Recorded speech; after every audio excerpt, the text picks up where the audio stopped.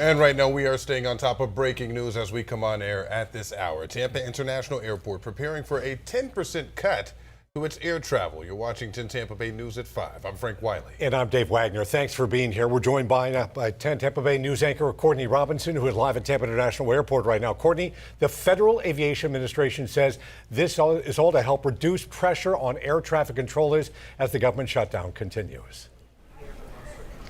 Well, that's exactly right, Dave. The FAA says that they have to reduce air traffic. They're looking at reducing air traffic ultimately by 10%. Some of those numbers have changed just a little bit for tomorrow, but ultimately by 10%. And Tampa International Airport is among the 40. We received that list from the Associated Press, a preliminary list. Again, TPA on that list, and among the many airports that will see some type of shift in the number of flights that they have. Now, the COO for the Hillsborough Aviation Authority says that 10% would impact about 50 to 60 flights daily at Tampa International Airport. Here are the three things that you need to know right now. CBS News is now reporting that Delta will cancel 170 flights tomorrow. United will cut less than 200 flights. And the expectation now is that airlines will reduce flights by 4% all weekend and then gradually ramp up to 10% likely next week. So if we're talking about 600 daily flights here at Tampa International Airport, that would mean about 24 flights starting tomorrow, and we are still waiting for the details on what that will look like, which flights may be impacted most, and of course you'll need to check with your airlines for that, but that's what we're hearing from passengers. We have 68,000 daily that come through Tampa International.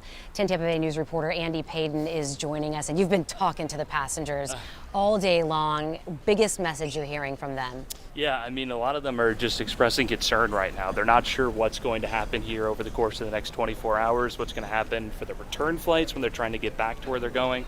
Many folks are saying they might want to take the train, right? They just don't know right now. But what we are hearing right now is that if you are on some of those flights that are more popular, you may be in some luck. Tonight, the ripple effects from Washington forcing the FAA to step in, slashing air traffic by up to 10% at 40 high-volume airports across the country. We need to open the government back up, period. I can't imagine that's a good change. I don't know. The change is set to take effect tomorrow morning. Tampa International among the airports expected to be impacted.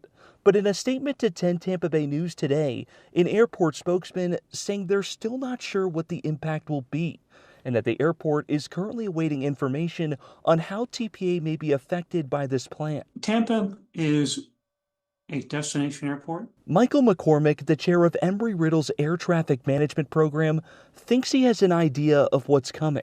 The airline is going to look at individual flights and look at how many people are booked on those flights and move the flights to have the least number of people. When we see pressures building in these 40 markets, we just can't ignore it, and we're not going to wait for a safety problem to truly manifest itself. Travelers we spoke with today say they won't wait either.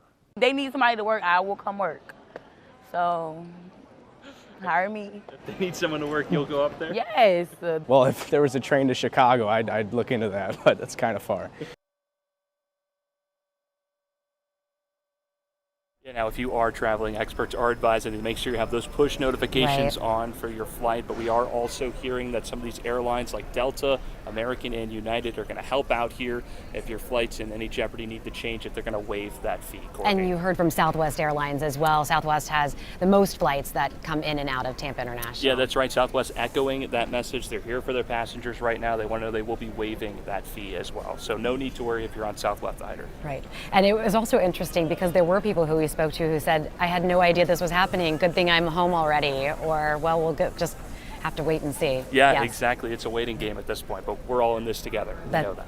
And Andy, we are expecting to also get some more updates from transportation officials, from the FAA, as well as airport officials. We're going to have much more for you coming up throughout the newscast. We're staying on top of this. All right, thank you, Courtney. And again, this is indeed a fluid situation, so it really depends on what's next with that government shutdown. Yeah, travelers should check with their airlines to see if their flight has been canceled.